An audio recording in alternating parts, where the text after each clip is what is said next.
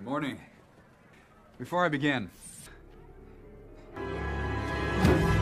cerita diawali dengan memperlihatkan kematian mendadak beberapa orang di satu wilayah, entah terjadi serangan jantung massal atau ada penyebab lain dari senjata teroris. Pemerintah pun langsung memanggil beberapa ahli dalam bidangnya. Yang pertama ada Joshua, seorang ahli geomagnetik yang fokus mempelajari medan magnet bumi. Dan kedua ada Sergei, sahabatnya Josh, yang ahli dalam bidang senjata energi tinggi untuk memastikan penyebab terjadinya insiden tersebut. Hey. How'd you guess? Without any clues from the victims. Tak butuh waktu lama bagi Josh untuk menemukan jawaban bahwa mereka, para korban, memiliki satu persamaan, yaitu sama-sama menggunakan alat pemacu jantung, dan sang jenderal hanya ingin memastikan apakah ada sejenis senjata yang bisa membunuh mereka semua. Josh dan Sergei pun menjawab tidak ada, sehingga jenderal pun bisa sedikit tenang setelah mendengar bahwa negaranya tidak sedang diserang oleh teroris atau negara musuh. Our greatest concern was this may have been an act of war. Beralih ke London, fenomena aneh kembali terjadi ketika burung-burung berterbangan tidak beraturan sehingga menyebabkan kekacauan di pusat kota yang membuat banyak jatuh korban jiwa.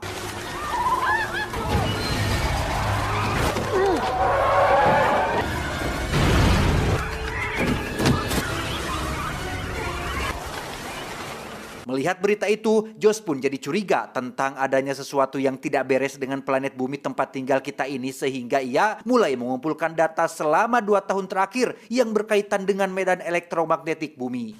That is a huge search. I need a 3D computer model of the Grab those snowy. Be wrong. Sejenak kita tinggalkan dulu Josh dan fenomena yang terjadi dan beralih ke seorang pilot pesawat NASA bernama Rebecca yang sedang memasuki atmosfer planet bumi, di mana komunikasi tiba-tiba terganggu disertai dengan navigasi yang mengalami kekacauan sehingga pesawat kemungkinan besar akan mendarat di tempat yang tidak semestinya. Namun berkat kecerdasan Rebecca yang bisa mengambil keputusan cepat, pesawat akan melakukan pendaratan darurat di lokasi sungai pusat kota yang kebetulan sedang kasaatan.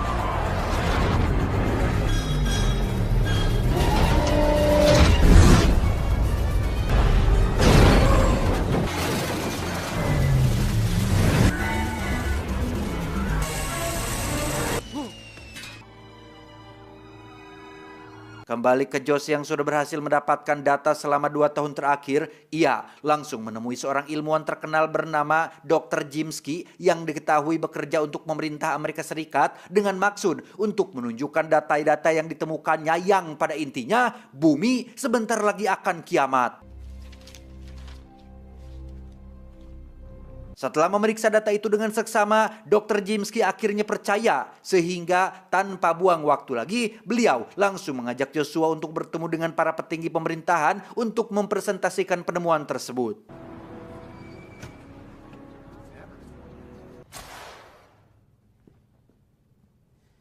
Di hadapan beberapa jenderal dan menteri pertahanan, Joshua dengan terang-terangan mengatakan bahwa kurang dari 1 tahun lagi seluruh umat manusia di muka bumi ini akan punah. Pertanyaannya, why? Kenapa? Kita tahu planet bumi diselimuti oleh medan energi tak terlihat yang terdiri dari listrik dan magnet yang disebut dengan medan elektromagnetik. Dari situlah kita mendapatkan kutub utara dan kutub selatan, termasuk melindungi kita dari radiasi kosmik dan paparan radiasi luar angkasa lainnya.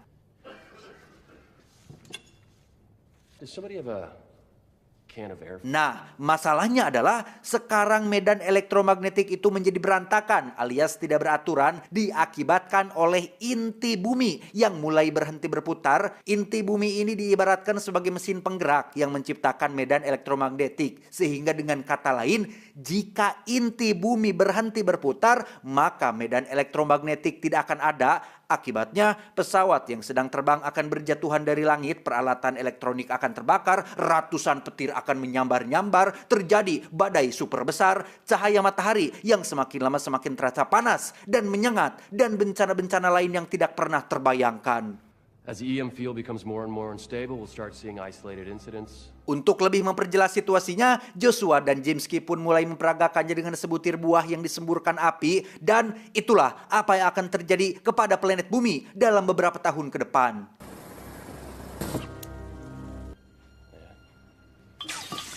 Salah satu jenderal pun bertanya bagaimana caranya memperbaiki inti bumi. Joshua pun menjawab tidak ada. Meskipun kita berhasil menemukan cara untuk membuat inti bumi kembali berputar, semisal dengan diledakkan bom nuklir atau diputar menggunakan tali seperti mainan gasing, kita tetap tidak bisa pergi ke sana karena seperti kita semua tahu, Kola Super Deep Borehole di Rusia saja hanya bisa melakukan penggalian sedalam 12 km, itu pun belum seperempatnya acan ke inti bumi. Lah ini untuk mencapai inti bumi, mereka harus menggali tanah yang sangat dalam, menembus bebatuan dan material-material tebal lain yang belum pernah dikunjungi. Namun saat Joshua mengatakan itu hal mustahil, berbeda dengan Dr. Jimsky yang teringat dengan seseorang yang pernah ia kenal dan mungkin punya sebuah alat yang bisa membawa mereka pergi ke bawah tanah sampai ke titik inti bumi.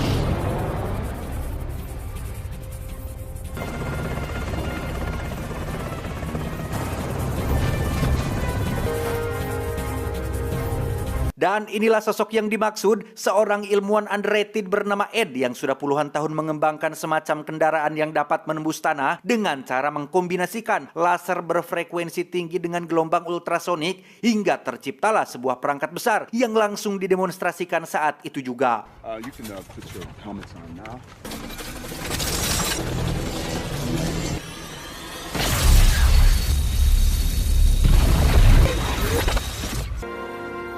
Dan inilah Dayang Sumbi. Loh, dan inilah The Core. Selesai mendemonstrasikan laser canggih ciptaannya, Ed juga memperkenalkan prototipe kendaraan yang diganda-gadang mampu menyelam ke dalam tanah termasuk bahan pelindung yang terbuat dari material baru buatannya sendiri yang dapat melindungi para awak dari berbagai radiasi berbahaya termasuk tahan terhadap laser itu sendiri.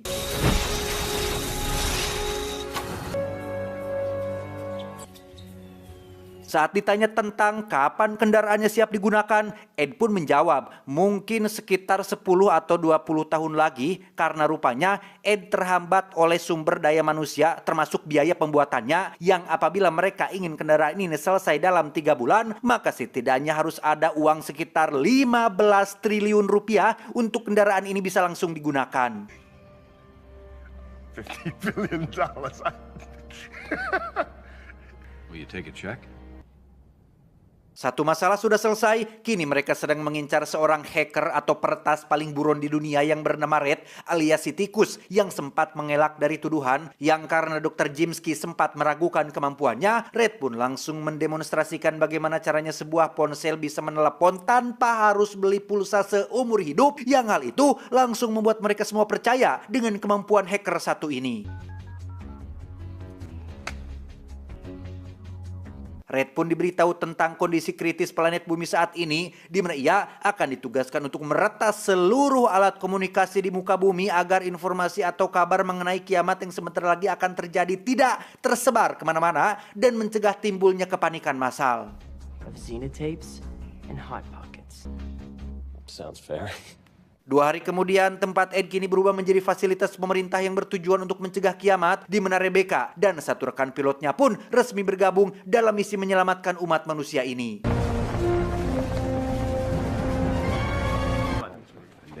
Gentlemen, Commander Iverson. Thank you. Thank you. Ed bertugas untuk mengawasi pembuatan kapalnya, sementara Dr. Jimsky akan menghitung skala peledakan yang dibutuhkan karena rencananya mereka akan membuat inti bumi kembali berputar dengan cara meledakkan beberapa buah nuklir sebagai tenaga pendorongnya. Take Tops, because in range. Brass, do you think this ship will be powered by a small experiment at its core. Will help save the world. Kapal sendiri akan ditenagai oleh semacam arc reaktor atau reaktor busur persis seperti milik Tony Stark, tapi versi light-nya, sementara Joshua dan kawan-kawan akan memulai training singkat sebagai simulasi untuk masuk ke dalam bagian terdalam planet bumi.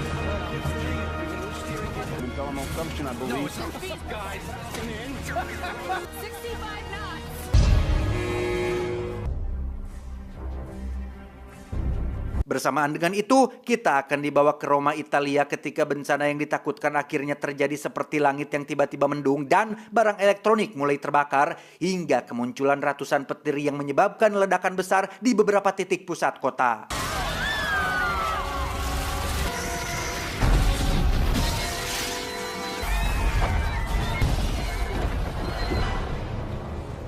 3 bulan berlalu, kapal akhirnya siap beroperasi dengan Joshua dan kawan-kawannya juga sudah siap berangkat. Sementara Red ditempatkan di ruang kontrol untuk menjaga akses informasi agar tetap menjadi rahasia.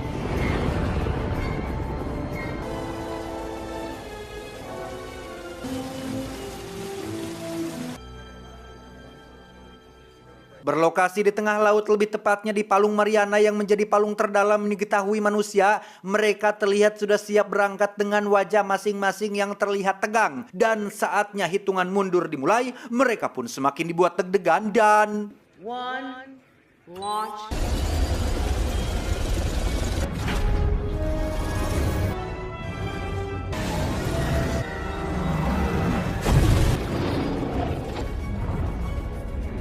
Sesampainya di kedalaman 1 km di bawah permukaan laut, Joshua dan kawan-kawan akhirnya bertemu dengan para ikan paus yang sedang berenang. Sempat teralihkan oleh keindahan hewan laut yang jarang ditemui, mereka lupa bahwa saat ini sedang terjadi gempa dasar laut yang mengakibatkan pergeseran kerak bumi dan menimbulkan pusaran air yang nyaris membuat mereka semua terjebak.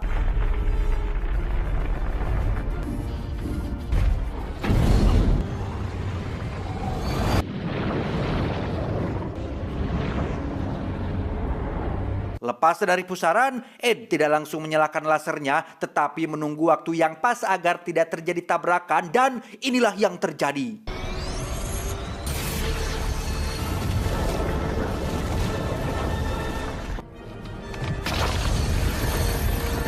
Ya, kapal ini sukses menembus lapisan bumi meskipun masih dalam tahap awal dan luar. Dan satu catatan penting bahwa mereka melihat jalur atau jalan menggunakan semacam perangkat canggih yang bisa tembus pandang sehingga memudahkan untuk Rebecca dan rekan pilotnya melihat jalur yang layak untuk dilewati.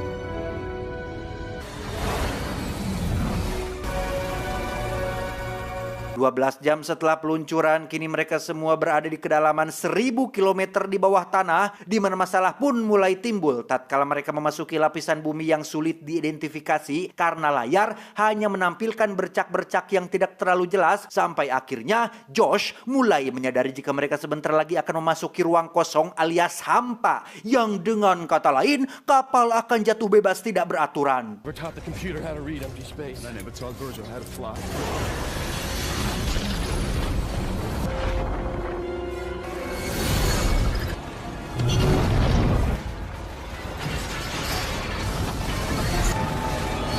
Dan ya, mereka mendarat dengan selamat, tapi kapal tidak bisa dinyalakan sehingga 4 orang pun memutuskan keluar untuk memeriksa kondisi di luar kapal.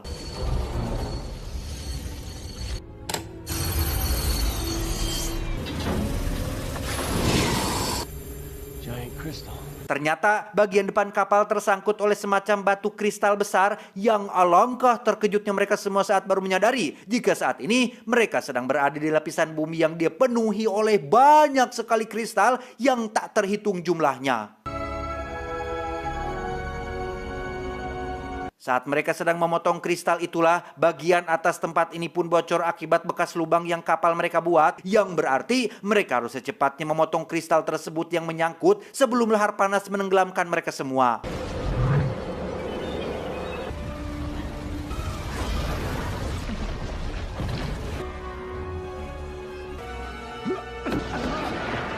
Josh sempat pingsan tapi berhasil diselamatkan oleh Ed yang langsung membawanya masuk ke dalam kapal, yang tepat saat mesin sudah berhasil dinyalakan, terjadi suatu musibah ketika potongan kristal kecil jatuh tepat mengenai rekan pilot Rebecca sehingga... Yes! Start the impellers! Kini yang tersisa hanyalah Joshua, Rebecca, Dr. Jimski, Ed, dan Sergei. Mereka semua pun berkabung atas rekan Rebecca yang tewas dalam misi. Namun karena tak ada waktu untuk bersedih-sedihan, mereka harus tetap fokus pada misi demi untuk keselamatan umat manusia di muka bumi.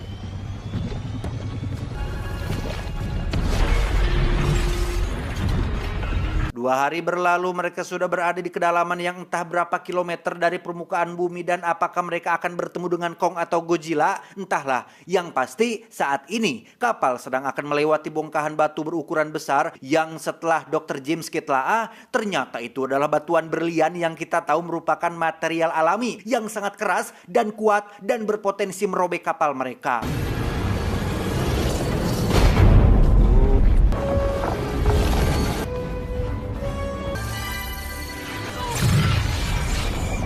Dan ya, yang ditakutkan pun terjadi ketika gerbong belakang robek akibat terkena berlian tajam, di mana Sergei yang seluruh catatannya disimpan di gerbong belakang pun mencoba menyelamatkan itu semua, tetapi justru malah membuatnya harus terjebak dan tak terselamatkan.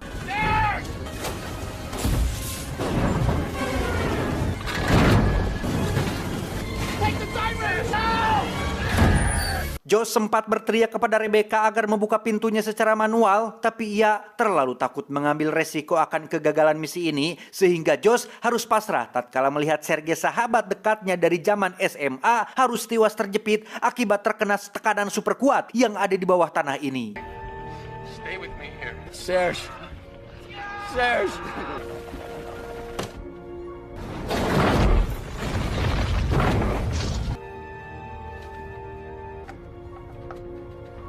Setelah Sergei tiada, terjadilah pertengkaran antara Josh dan Rebecca perihal mereka yang sebenarnya masih punya sedikit waktu untuk menyelamatkan Sergei. Namun sekali lagi, demi untuk kesuksesan misi ini dan menyelamatkan lebih banyak nyawa di atas sana, Rebecca terpaksa mengambil keputusan tersebut meski berat untuk melakukannya.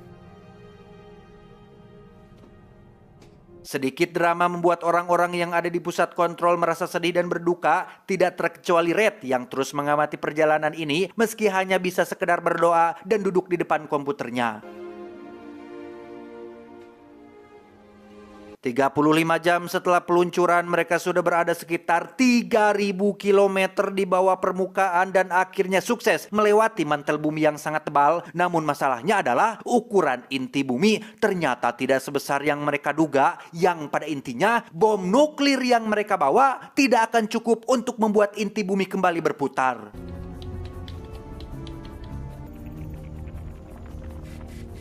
Setelah yakin 100% bahwa misi ini hanya sia-sia saja, Dr. Jimski pun langsung menghubungi Jenderal untuk memakai rencana B. Sontak hal itu membuat Josh dan kawan-kawan terkejut karena belum diberitahu tentang maksud dari rencana B tersebut, yang pada akhirnya setelah dipaksa buka mulut, Dr. Jimski dan Jenderal pun jujur bahwa mereka diam-diam telah membuat senjata canggih yang dinamai dengan Destiny, senjata yang ditembakkan ke pusat bumi dengan maksud untuk menciptakan gempa buatan di negara musuh. Namun pada saat uji coba kedua, senjata tersebut juga telah tak sengaja berpengaruh pada inti bumi, yang alhasil terjadilah bencana yang terjadi saat ini. No one in this administration, no one had any idea. Nah, Dr. Jimski dan Jenderal telah sepakat bahwa apabila misi ini gagal, maka mereka akan melakukan rencana B, yaitu mengaktifkan senjata itu lagi berharap akan membuat inti bumi kembali berputar, sehingga Dr. Jimski meminta Josh dan kawan-kawan untuk putar balik dan pulang kembali ke permukaan. Virgil, I'm telling you right now, we will fire Destiny. And we need... Tak ingin mengambil resiko yang bisa memperburuk keadaan, Josh dan kawan-kawan pun berbeda pendapat dengan Dr. Jimski. Mereka justru khawatir apabila senjata itu kembali diaktifkan, maka hanya akan membuat inti bumi semakin tidak stabil. Sehingga daripada balik lagi tanpa mendapatkan apa-apa, Josh dan kawan-kawan memilih untuk tetap melanjutkan misi ini, meski nyawa mereka sebagai taruhannya. Oh, come on, you're a bunch of suicidal morons! What are you, crazy? Plan C? Sontak hal tersebut membuat Jimski seketika mengamuk karena ia adalah satu-satunya orang egois di kapal ini yang tidak ingin maut sia-sia dan kehilangan karir cemerlangnya, sehingga daripada Dr. Jimski terus ngadiriwe dan menambah pusing kepala mereka, Ed langsung membogem babangusnya hingga tak sadarkan diri. Had to happen sometime. Bersamaan dengan itu, Red baru saja menemukan bencana lain yang akan terjadi, yaitu kebocoran atmosfer dan medan elektromagnetik yang selama ini melindungi planet tercinta kita dari sinar matahari langsung, sehingga bayangkan ketika planet bumi kehilangan tamengnya, maka seperti inilah bencana yang akan terjadi.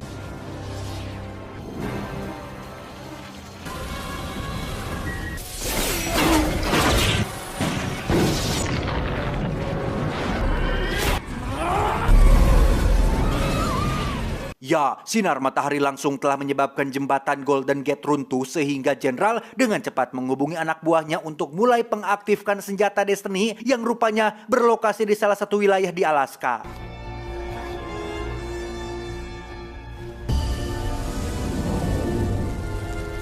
Tanpa Jenderal sadari, Red yang seorang hacker handal pun diam-diam sedang meretas sistem senjata Destiny karena ia lebih memihak kepada Josh dan kawan-kawan yang tidak ingin mereka mati sia-sia. Namun setelah berkali-kali mencoba, Red nampaknya sangat kesulitan untuk menembus sistem keamanan Destiny yang sangat ketat tersebut.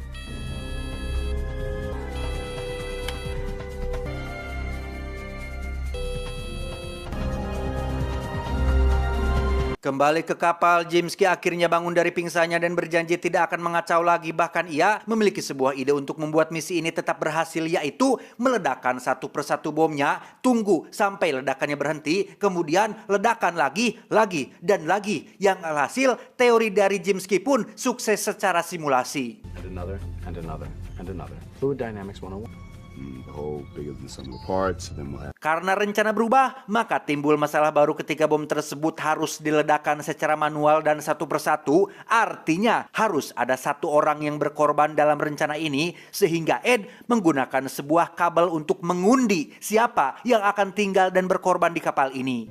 3. Thank you. Magic. Dan ya, rupa-rupanya Ed telah mencurangi pengundian tersebut dengan menjadikan dirinya sendiri sebagai orang yang akan tinggal alias rela berkorban. Alasannya karena Ed adalah pemilik dari kapal ini sekaligus orang yang telah membuatnya. Dan apabila ia harus mati, maka Ed memilih untuk mati bersama kapal ciptaannya ini.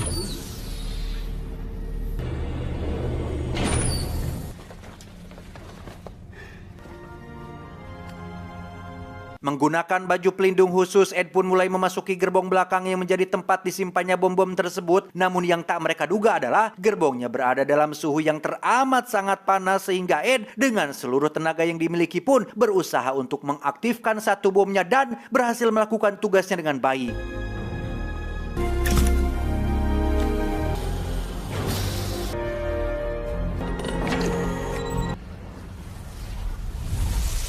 Satu bom berhasil dijatuhkan termasuk pengorbanan Ed yang tak sia-sia. Sekarang giliran mereka harus menjatuhkan sisa bom yang ada. Namun kapal tiba-tiba mengalami goncangan setelah terkena lidah api dari inti bumi.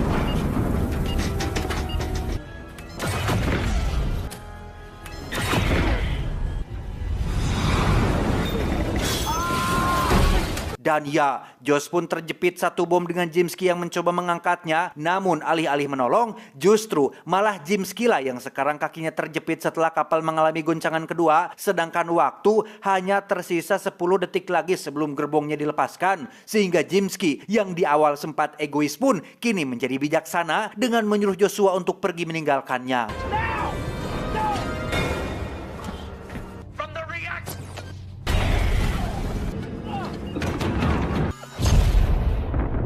Kembali ke Josh yang sesuai pesan terakhir dari Jimski yang mengatakan bahwa ledakan terakhir harus lebih kuat dan besar dari yang sebelumnya. Josh pun terpaksa menggunakan tenaga dari reaktor pembangkit tenaga kapal ini, yang berarti dia dan Rebecca harus rela tidak bisa pulang karena kapal tidak akan punya tenaga lagi.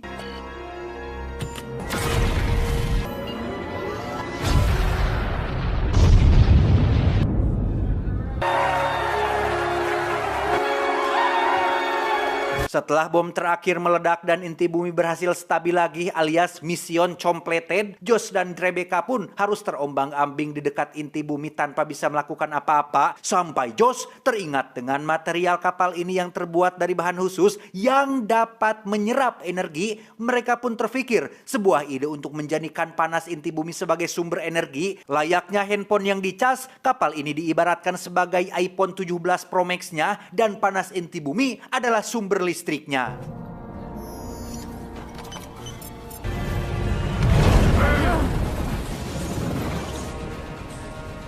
ya, cara itu berhasil menghidupkan kembali kapal dan bahkan membuat kecepatannya menjadi 3 kali lipat lebih cepat dari sebelumnya. Sehingga tantangan selanjutnya adalah Rebecca harus pintar-pintar mengemudikan kapal agar mendapat jalur yang tepat supaya mereka bisa kembali ke permukaan.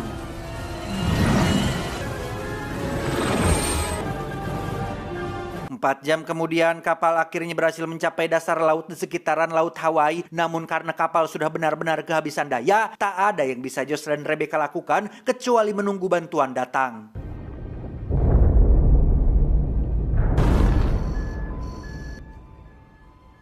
Berkat Red yang memiliki firasat kuat bahwa mereka berdua masih hidup, jenderal dan pasukan pun mulai melakukan pencarian di lokasi yang sudah diperkirakan. Sempat putus asa karena tak ada tanda-tanda yang ditemukan. Red pun seketika teringat dengan kapal tersebut yang memancarkan gelombang ultrasonik dan mulai mencari titik yang banyak ikan pausnya, yang pastinya disitulah letak keberadaan kapal tersebut.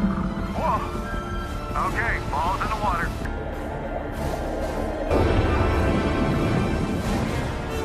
Beberapa waktu berlalu setelah Josh dan Rebecca berhasil selamat dan pulang ke rumah dan kiamat juga berhasil dicegah, Red si hacker pun ingin memberikan penghormatan terakhir untuk anggota tim yang sudah tiada dengan cara menyebarkan informasi tentang aksi heroik mereka ke internet, termasuk membocorkan terkait pemerintah Amerika Serikat yang diam-diam mengembangkan senjata Destiny agar dunia tahu bahwa dalang di balik bencana, peperangan, penindasan, dan kejahatan kemanusiaan adalah negara yang selalu berkoar-koar tentang HAM tapi malah mendukung penindasan itu sendiri. Free Palestine!